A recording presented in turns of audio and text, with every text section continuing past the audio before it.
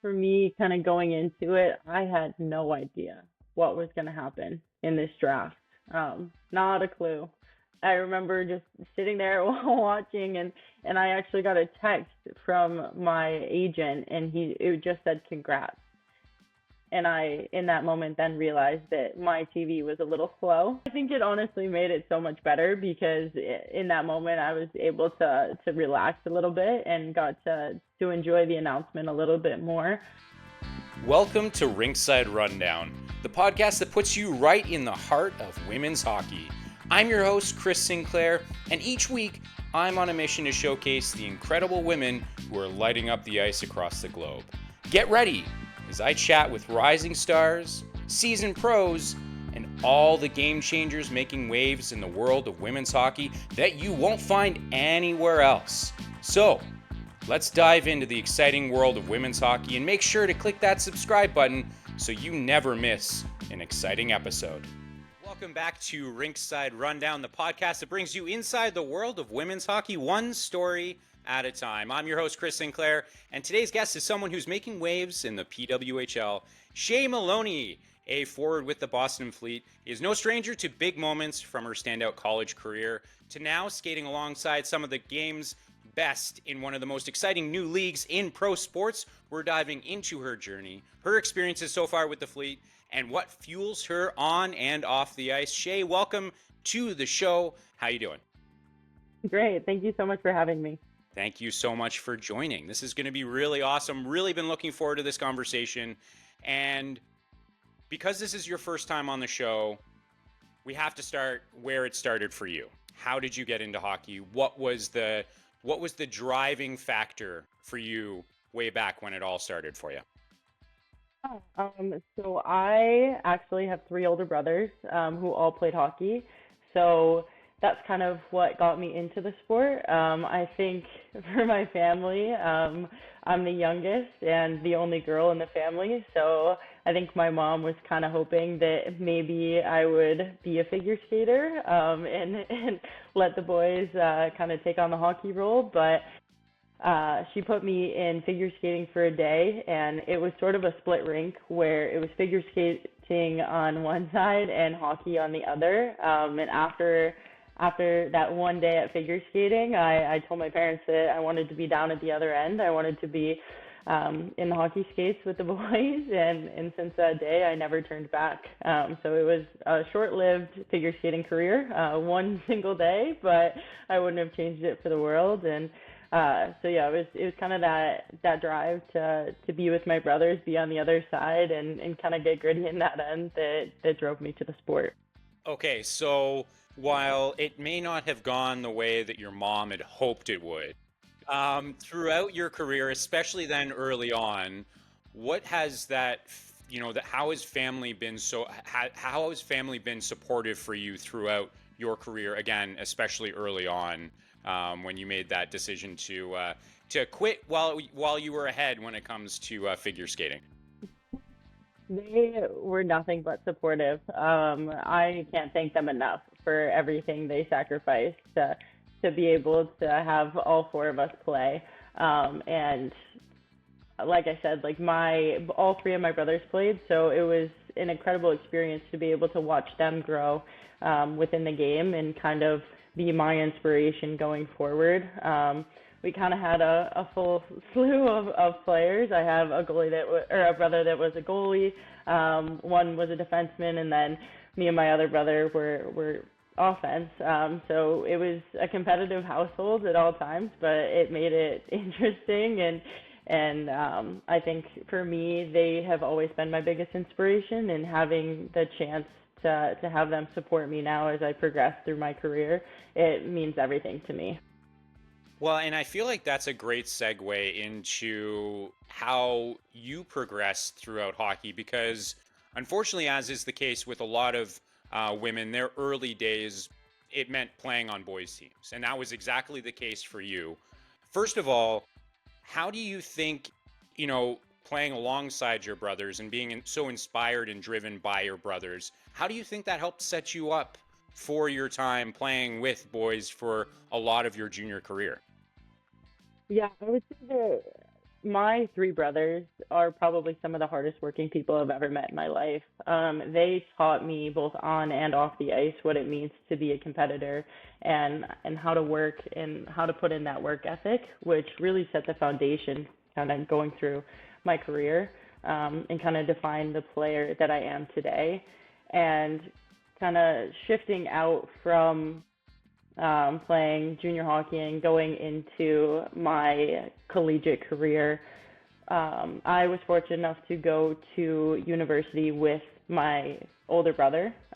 So we ended up going in as freshmen together. We both went to Brown together for all 4 years. And so it was incredible because I had the opportunity to have, it was a built-in training partner. We pushed each other, we drove each other, and he is an incredible hockey player. And so I got to learn everything from him along the way. And so it worked out incredibly, and kind of built the player that I am today. Yeah, and maybe just talk a little bit more about that as well. Like, really having to overcome those obstacles of being the only girl. And, how do you think that sort of really drove you and maybe inspired you to kind of like, persevere and maybe help shape you into the player you are now? Yeah, I think boys hockey is a little different than playing girls hockey. It's a lot more physical, and you spend a lot of time alone in the locker room, which is half the fun, especially at a young age. Having the opportunity to bond with your teammates is incredible, and kind of not being able to participate in that because you're kind of on your own and in a supply closet somewhere, getting dressed by yourself, it kind of eliminates that factor. So I think having the opportunity to play boys for so long contributed a lot to my game. It is a much more physical game, and I was kind of in that era where there was checking at a younger age. So I was fortunate enough to have the ability to kind of learn how to check before transitioning into women's hockey, which was a little bit more of a transitional period because then going into women's hockey, I couldn't check anymore. But I still learned kind of the foundation and the basics of learning the mechanics of checking, which I think I think I've taken it with me through my career, and through those lessons in physicality, it's kind of been incredible to carry with me through every aspect of the game. And I love how you didn't let having to get changed in the janitor's closet, things like that. And like you said, not being able to bond with your teammates the same way that the other boys you had a chance to. I think that's a perspective I haven't heard very often, which is it is very true. On the flip side though, do you remember like how you felt in those moments? And were there ever those moments when you said to yourself, like, you know what, I love hockey, I love being out on the ice, but it's just not worth it. It's just really the struggles, the obstacles, I just don't want to have to keep pushing through it. Did you ever have those moments, and how did you maybe persevere through those? At a young age, it never really fazed me. And I think once, I was on the ice with the guys, like it was so much more of a team setting, and they really made so many, they tried really hard to make me feel included in everything, which was incredible. And luckily I was fortunate enough to have such a great group of guys, for every team I played on, and such a great organization full of so many amazing people. So I really didn't have a moment in time where I was like, this isn't worth it, because they did such an amazing job of making me feel included, even when I didn't necessarily have the same camaraderie in the locker room that everybody else did. But I think that it honestly just made me have more love for the game, because like it was, you were kind of on your own there. So I think that it was just a cool experience to see both perspectives of hockey, playing for both the boys teams and the girls teams at a young age. Well, and you alluded to it there, and I want to pick up a little bit as well. You had mentioned about having a lot of great teammates and a really good support system. Obviously, for sure, off the ice, but on the ice as well, with the teams that you were a part of. Could you maybe highlight some of those individuals, and especially early on as you were shaping your game, shaping your style? Those are two things that we're going to get into for sure throughout this conversation. But especially early on, who were some of those people that really helped you to stay motivated, to stay inspired, to feel like you're still a part of the team, and all those sorts of things? Yeah, I think one that sticks out very much for me is Jack Herbster. He's still to this day one of my best friends, and we've stayed such great friends through all these years. And his brother is actually my skills coach in the summer, so it's crazy how things come around. But I think for me, he was a huge light, kind of making me feel included on every team that we had the opportunity to play together. And their family has been nothing but supportive of me through my entire career, and a family that I am very fortunate to have gotten to know. And yeah, I would say that he was probably the biggest influence on my career, playing on the boys side. But I think it also goes into the coaching staff that I had as well. John Lindsay was my coach for the boys side when I played there, and he made so many strides to make me always feel included in everything, and made me feel like part of the team. So I think that also had a major impact on my experience playing for the boys. Well, and I can always tell that a person reflects fondly on those experiences when you're telling that story, and you have a giant smile on your face. So I would say it's obvious that those things, those individuals really had a lasting impact on you, and certainly have helped shaped you into the great person you are off the ice and the great athlete you are on the ice. I want to know as well, growing up, obviously things are slowly changing now, but when you were growing up, did you have those role models? I mean, you've kind of mentioned the inspiration that your brothers provided you throughout, and likely even still now to this day. But maybe some of those other athletes or other people who were those role models, or maybe influences that really you aspired to be, or aspired to play like on the ice. I think within my era of growing up, we've seen a lot of change in women's hockey. And I think for me, it's been most influential just to see kind of the group before me pave the way for us to be able to have this platform, to have this league. So if looking at Hillary Knight and Kendall Coyne and Megan Keller, just these incredible people that came before us. I can name a million, but just this core group of individuals that gave us the opportunity to have the PWHL and kind of brought all of these girls together. And I think for me, that was the biggest inspiration, because it was selfless for them to help create such a high level of opportunity for women to play in. And for me, that's the biggest inspiration. Well, and I guess then it begs the question, I'd be remiss if I didn't ask, how does it feel? You mentioned looking up and being inspired by some of these people, and now they're your line mates. They're in the same dressing room as you, and especially those individuals that you mentioned, they've really defined for a long time like U.S. American hockey, right? And so you're a part of that. So how does it feel to do you ever kind of do you have those pinch me moments of, I'm in the same dressing room getting ready for a game alongside someone that I've looked up to for so long? How does that feel? It was definitely a surreal moment. The first time kind of walking into the locker room and looking around, seeing the talent that was in that room. There's so many incredible individuals, and having the opportunity to get to know them outside the game as well. I learned so much more about them, and just they continue to amaze me every day. Just how humble and kind and how great people they are outside of the rink, and then you see them on the ice and they're even more incredible. So it's a surreal moment to be able to to see how much this group of individuals have changed the game for women's hockey going forward. Okay, and then I want to ask the converse of this, where you had mentioned looking at these players as the inspiration for you.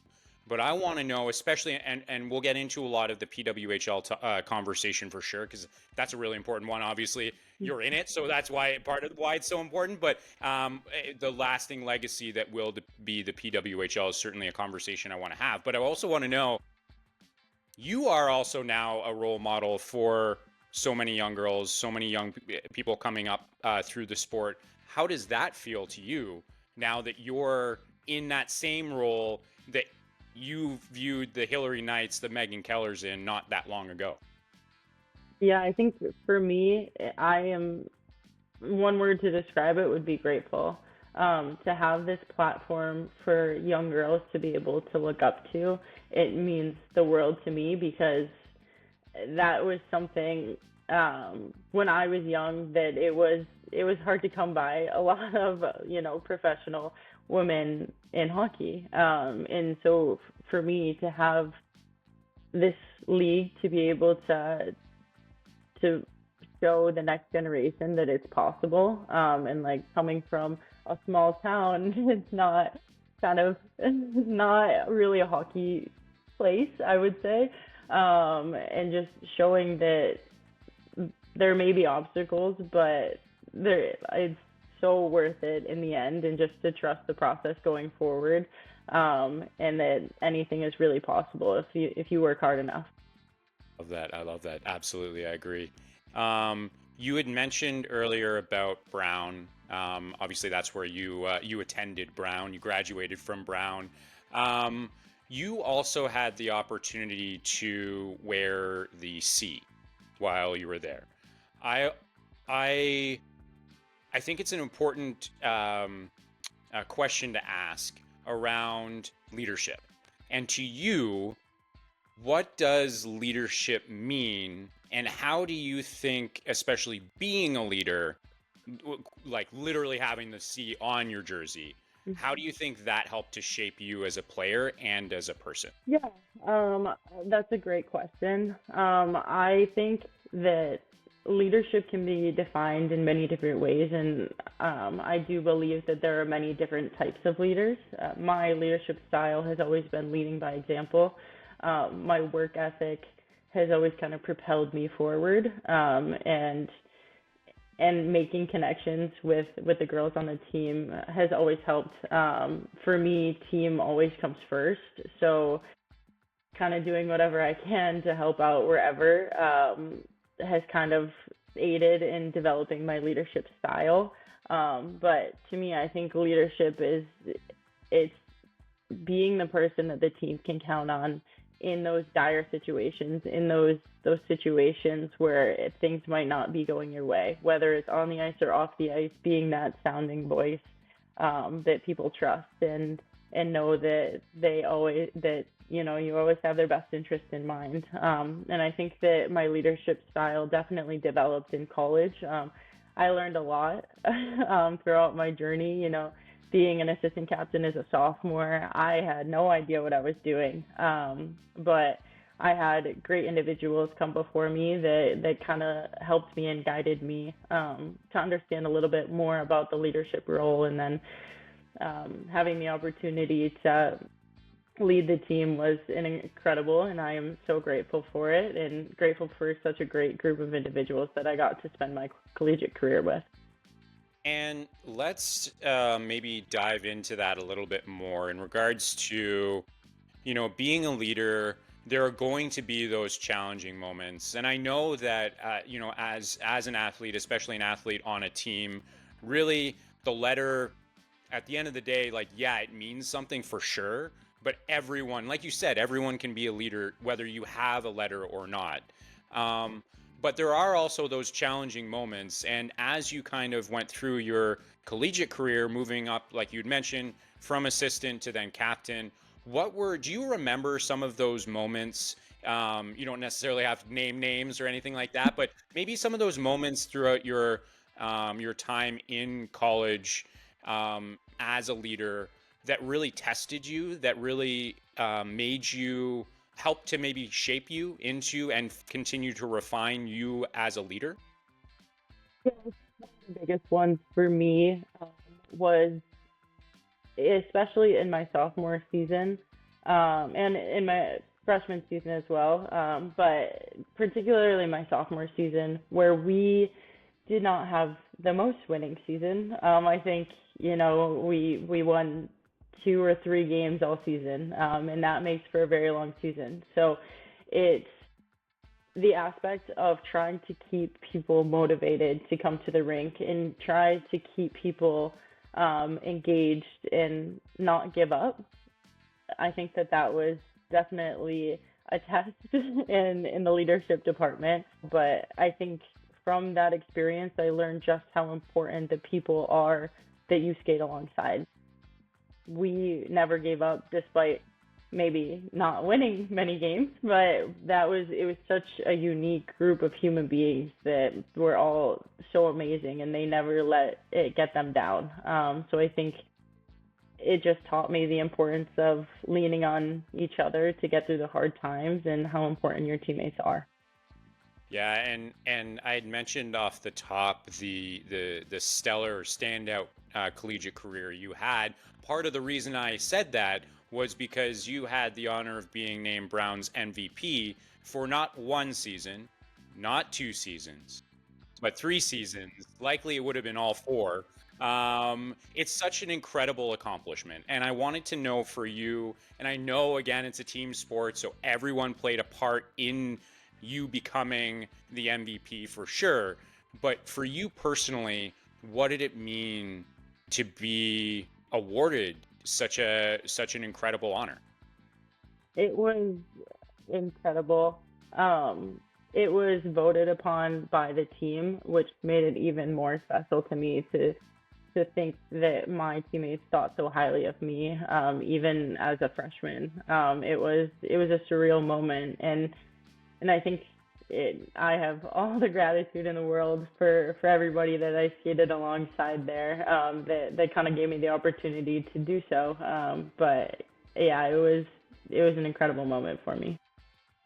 And as someone who is never had to balance the student life or the academic life as well as an athlete life, I want to know, and so many other people want to know as well, for you personally, how in the world did you balance it? And especially, as you said, the seasons weren't always the best seasons. So not letting that discourage you and impact the other side of your life that was equally as important to you. How do you balance that life?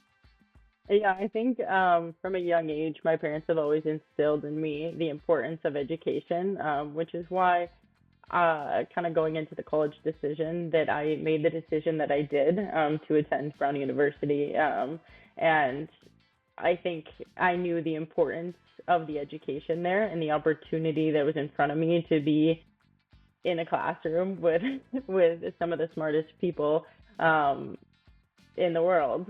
It was an opportunity that I wasn't going to let pass me by. And I think having that mentality going into it made the balance a little bit easier, just understanding the importance of getting my schoolwork done and being an athlete. But there were definitely a lot of long nights in the library. We had a lot of team bonding in the library. They definitely, surrounding myself with such a great kind of group of people, and they were all like-minded, definitely made it easier. And we kind of leaned on each other to get through those hard times, whether it was academically or on the ice. And it was the same group of people, so everybody knew what everybody was going through. So it made it a lot easier to have people in that situation with you that you could lean on. Yeah, that's exactly what I was going to say. It was when you're all going through it together. It certainly helps when you don't have to do it by yourself, right? Yes, yes.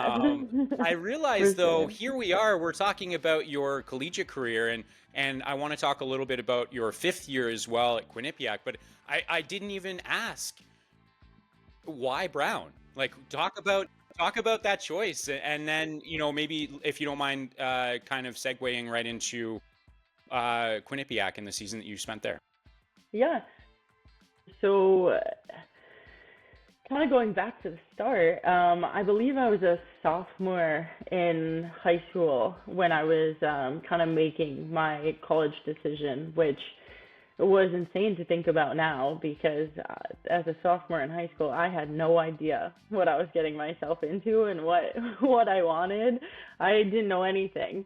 So definitely spent a lot of time researching and trying to get a feel for what I wanted, in the next couple of years and where I could see myself. And I toured some schools and I talked to a lot of people.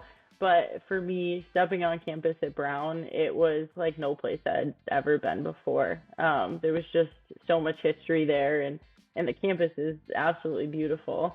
And I was fortunate enough to tour the school earlier when my brother had toured it. So I had a little bit of an understanding.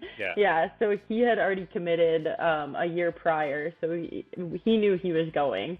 And I remember when I finally kind of had made the decision, I dwindled it down to a few choices and ultimately decided that I wanted that educational piece that Brown had to offer. And I remember calling him and being like, is this okay? Like, can we go to school together? And he's like, yeah, I don't care. But it was an awesome opportunity, and I think it worked out perfect for both of us. He was my support system all through college, and again, like, we were going through the same thing. He was balancing school and hockey as well, so it just made it so much better to have him a couple doors down. And we did everything together in college, so it was incredible. And you touched on it there, but having to make that decision, I mean, it's certainly, I guess, as you've said, it certainly helped knowing that your brother was going to be there. But that's such a big decision that you had to make. How do you remember how you felt in those moments where you're like, I have to plan, I'm not even done high school yet, and here I am now thinking about where I'm going to spend the next 4, maybe 5 years. Like, what was that like for you? Yeah, I mean, it was, I was fortunate enough to be in the position where I had options on where I could look for some places to go, and it came down to a feeling for me by visiting schools and getting a feeling of the atmosphere. It was also a struggle kind of going into it because I had no idea what I wanted to study at all. So I'm like, now I got to pick a school and a Well, you're not major. even done high school yet, so I yeah, know. of course, yeah. Like I don't know what's going on. But for me, it came down to a feeling, and having that security of my brother being there as well kind of helped me pave that decision. But I wouldn't have changed it for the world. It was the best experience, and I learned so much about myself and about hockey on and off the ice. Yeah, and as I had mentioned, you had also spent a year at Quinnipiac, and I just kind of, how was that transition going from Brown to Quinnipiac, and then, maybe how did that change also help you evolve or continue to evolve your own game, but also as a person away from the ice? Yeah.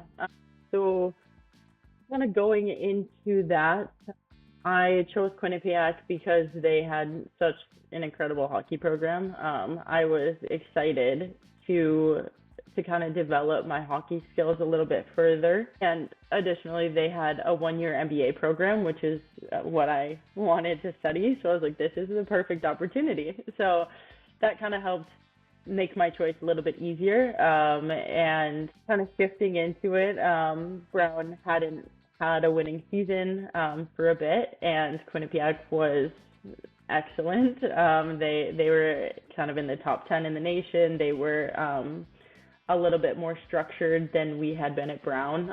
So it was just kind of learning the different aspects of the cultures from both teams, and just kind of shifting to that championship mindset, where at Brown we were trying to make playoffs. That was our goal. So now that the stakes were a little bit higher and we were trying to make a push for a national championship, it made it even more exciting. Every single game was a battle to try and get to that end goal of a national championship, and we ended up making the NCAAs, but unfortunately we lost to Ohio State there. But it was an incredible run, and just to see the different cultures in the locker rooms of both teams, it was a unique aspect to see, and just to understand a little bit more about culture and mindset. Yeah, and I want to maybe kind of zoom out here for a moment and just, especially for someone like yourself who, you're not that far removed from your time or from your collegiate career.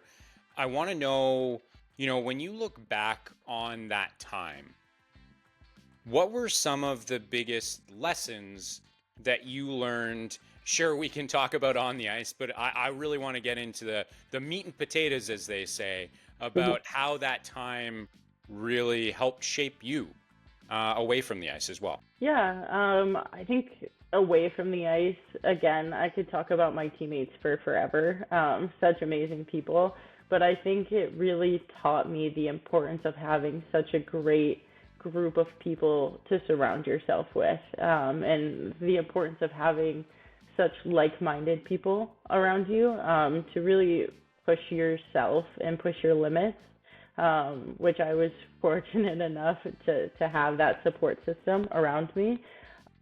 But kind of going through college, it made me kind of shift and understand what I'm looking for beyond hockey, and kind of pave a path where I could actually pick a major and kind of figure out life after hockey, because eventually, as much as we don't want it to, it will eventually come to an end. So it's just kind of setting up that next layer of life, while still being able to compete and do something that I love every single day. And I feel like you just answered this question, but I'm going to try to see if maybe there's even a little bit more there as well. But when you, if you were talking to a young girl who, she's in high school, she is really passionate about hockey, but doesn't know what to look for in terms of her collegiate career, what kind of programs to look for, what kind of school to look for, what kind of vibe, will help to set her up for success moving forward. What advice might you share with that person? Yeah, I think some advice that I would share is that, to love the school, picture yourself at the school without hockey. Take hockey away and still love the school, because maybe things aren't going well on the ice. Maybe something's got you down in the rink. You will always have the school to fall back on. Because if things aren't going well in hockey and you don't like the school, then it's gonna set yourself up for failure. So I think focusing on looking for things within the college that you love, even if it has nothing to do with hockey at all. I think, kind of for me, that's something that I wish I knew more of. Fortunately, I did love the school, so it worked out in my favor. But I've heard kind of some horror stories of people that hockey might not have gone their way, and so they ended up quitting, and then they hated the school, so it didn't work out too well. So I think that was huge for me. That's something that I would tell my younger self, and any young athlete looking for their next step into their collegiate career. Well, and speaking of, you're setting me up with these great segues, so I appreciate Perfect. this. Speaking of next steps for you, between the end of your collegiate career and now with the PWHL, which again, I'm excited to dive into that conversation in just a moment. But your story also took you to Europe in the SDHL with Lexans. And I want to know, what went into that decision. And what was that experience like for you? It's a bit of it's certainly a little bit different than Illinois, right? So, Yeah. Yeah. So I had actually never been to Europe before, before making this decision. So it was kind of out of the blue. But I had received a message from one of the GMs, at the conclusion of my season in Quinnipiac, and he had reached out to me and just wanted to set up a phone call, just to talk, just to for me to hear him out on the SDHL and kind of what they're about, and just a little bit about the team. So I was like, perfect, yeah, I'd love to hear a little bit about it. I was kind of in a position in my life where I was like, do I go into the workforce because that's what all my friends are doing, or do I go play hockey for longer? And I had talked to a few teams in the PHF, and I wasn't sure what I was going to do, kind of just weighing all my cards. And so the general manager had reached out to me, and we set up a phone call to talk, and I was like, this sounds like a cool opportunity. This is incredible. So I did my research on some of the European leagues and what it's like over there in Europe, because I had never been there. And I called everybody in my family. I was like, should I go to Europe? Like, should I go play? Like, what should I do? Like, so I talked to probably everybody that would listen, and just tried to gauge some direction of where to go next. And for me, I was like, this is a once in a lifetime opportunity to go to Europe and play. And that's what kind of drove my decision, was that I will never get this opportunity again if I don't take it now. So I packed my bags and shipped over to Europe and kind of learned as I went on how the culture is different, and met so many incredible people over there. But it was definitely, the first month was an adjustment for sure. yeah, and perfect. I love this. Thanks again for the segue, because I wanted to know, for you, what was that adjustment like? Because it wasn't just, you're not just traveling, right? Like you have a task to do while you're there, and the quicker you can feel comfortable off the ice, the better you're going to be able to perform on the ice. What was that like for you? And maybe how do you think your time in the SDHL really helped to continue refining you as an athlete as well? Yeah, the first month was definitely an adjustment. I had jet lag for like the first month, and I just couldn't sleep. So I was trying to navigate that while like trying to learn a new language and learn like and meet all these new incredible people and just kind of get the lay of the land there. But everyone there was so welcoming, and they made it such an easy transition for me. And I was so fortunate enough to have those people there. But I do think that the SHL kind of prepared me for this next part of my life, because of the physicality that's allowed in that league. And I think that was something that was enticing to me for that league.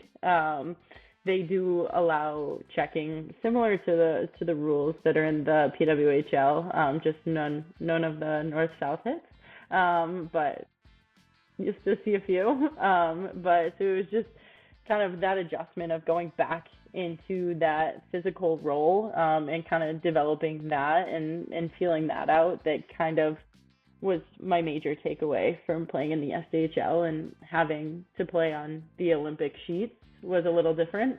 So a lot more skating, but it was so fun. It was different style of game than I was used to.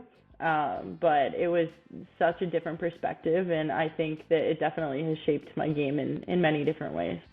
Okay, we've talked on the ice. I want to know off the ice, away from the ice, what were some of the biggest moments, favorite memories, favorite experiences of your time there that didn't involve being at the rink?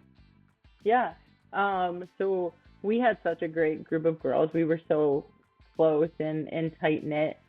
So we had the opportunity to, where we lived was it was like a camping resort. So we were in these little cabins. Not bad at all. That's not bad at all. No, we were in these little cabins right on the water. It was the most beautiful place I've ever lived. It was incredible. I felt like I was on vacation the That entire sounds time. terrible. Sounds Yeah, terrible. yeah. I was like, this is perfect. So we were in these little camping cabins, and right at the bottom there's a fire pit. And so like some of the Swedish sunsets were the most beautiful sunsets I've ever seen in my entire life.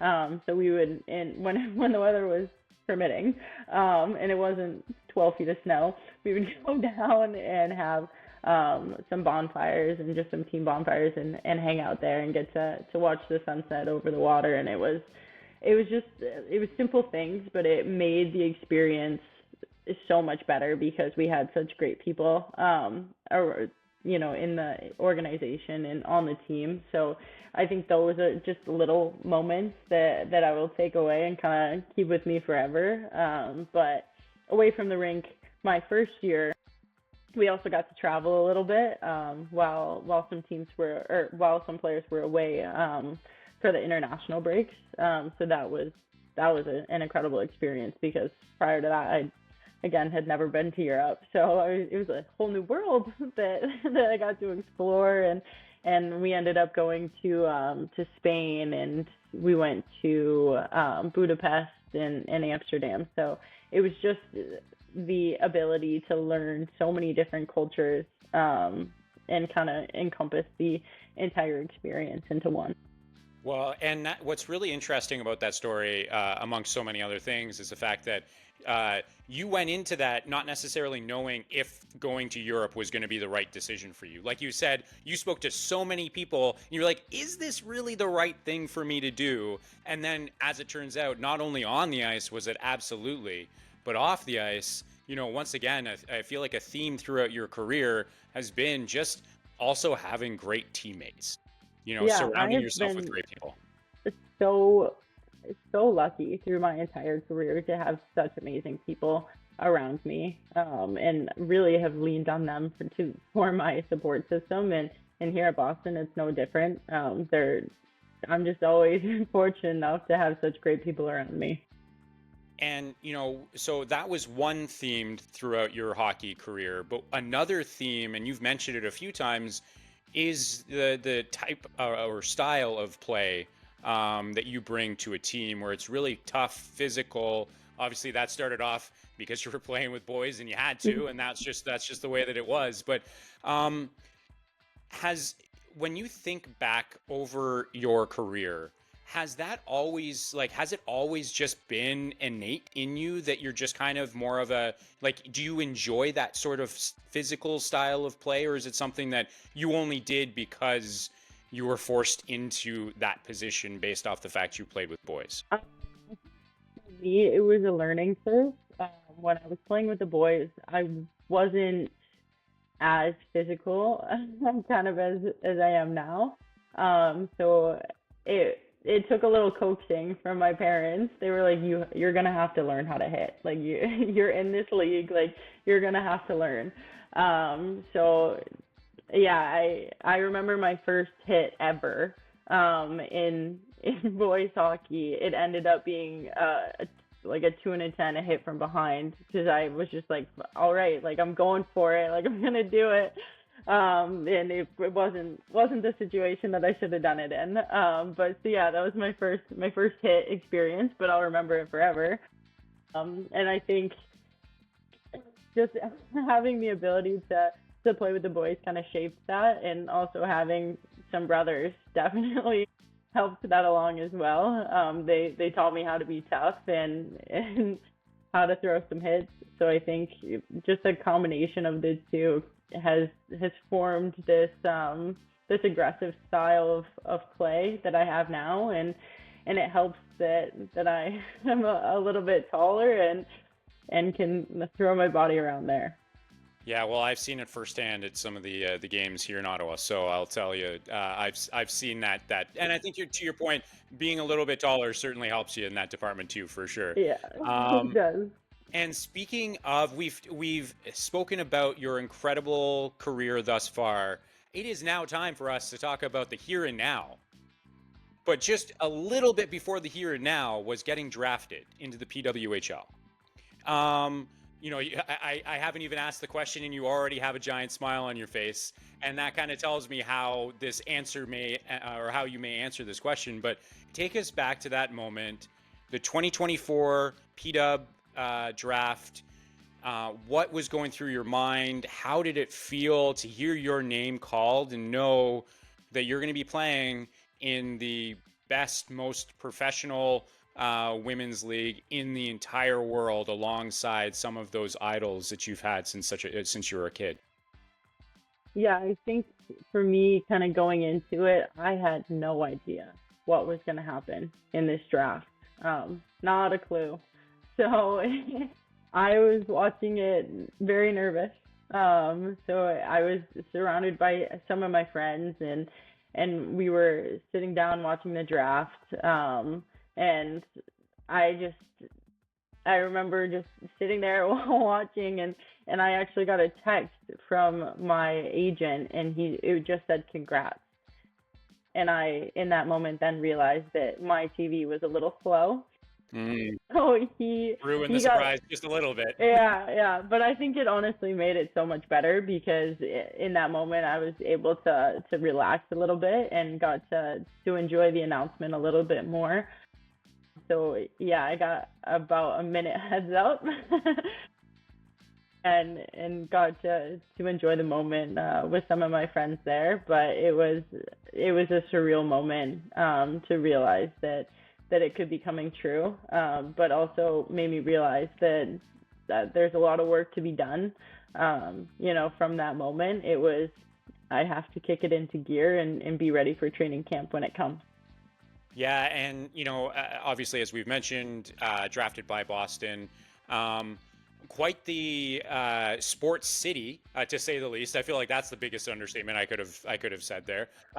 What's it been like for you to join that organization, to join that community, especially, again, one that is just so passionate about sports across the board?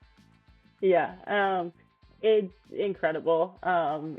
Going to school in Providence, we would frequently visit Boston, and I've always loved Boston. I've always had a desire to live in Boston. I think it's an incredible city. So having the opportunity to be drafted here it was incredible. It was like the cards were falling into place, and I was so excited. And just having the support that the entire community has had for us, kind of, even though it's only the second year in the league, there's been an outpour of support for us, kind of shifting from, playing in Lowell or playing in Aganis.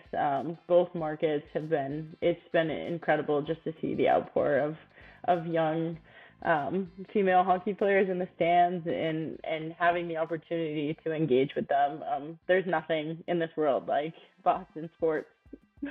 Yeah, and I've had one of your teammates, Sid Bard, on the show, and she said something very, very similar, glowing reviews of the Boston community and just how much it's meant to make that transition and honestly just make that transition so much easier, right? When the fans love they just want to watch you play, and they show up as they do.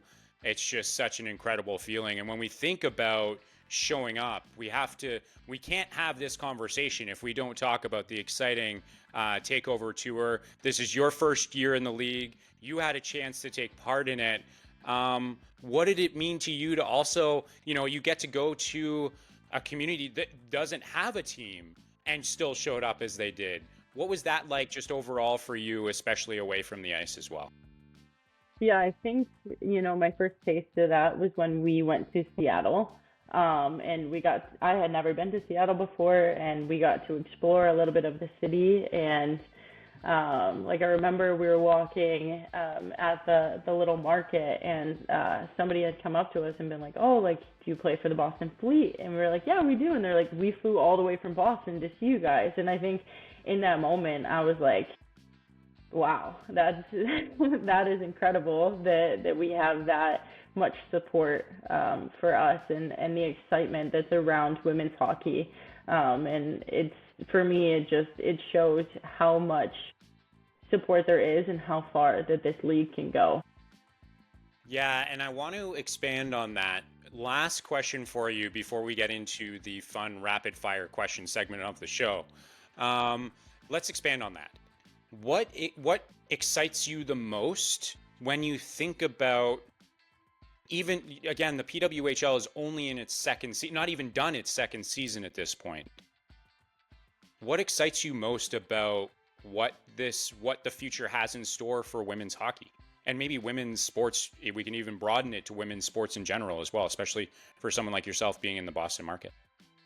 Yeah, I think in particular, women's hockey, we've seen it with all of the Takeover tours. There's just so much excitement for all over the world for women's hockey, and you don't really understand it until you go to a new market.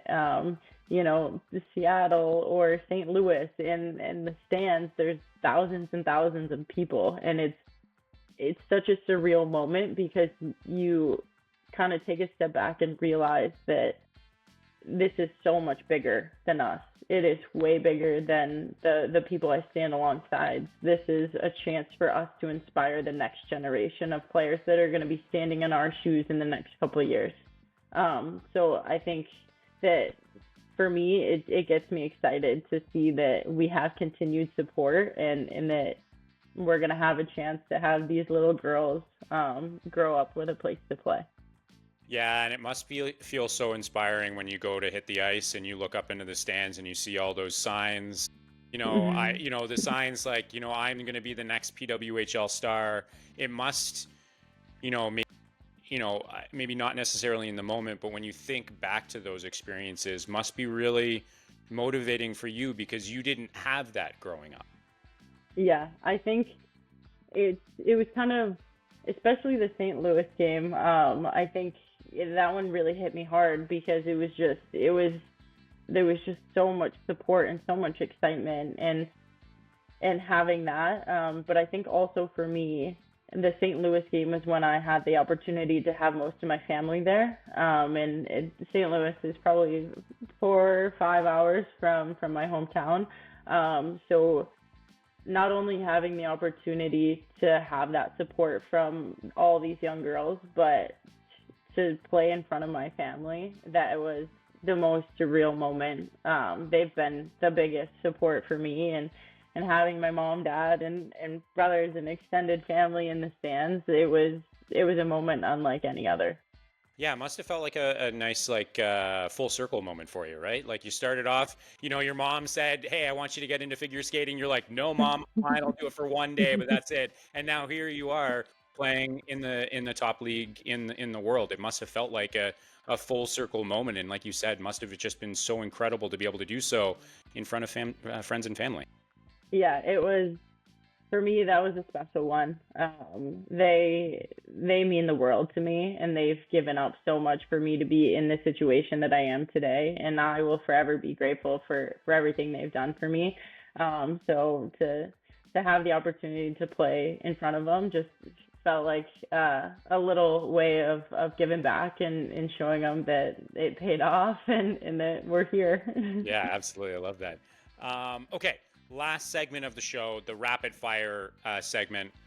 You can take as long as you want in answering these questions. I'm just going to try not to ask any follow-up questions. That's how I'm going to test myself here. So answer as long as you want to. I'll try not to ask any follow-up questions. Are you ready to take the test? I'm ready. Okay, perfect. I'm going to start off with a hard-hitting question. What's your go-to pregame meal? Ooh, my go-to pregame meal is probably chicken, rice, and some type of veggie. So keep it pretty basic on game day. Okay, that's okay.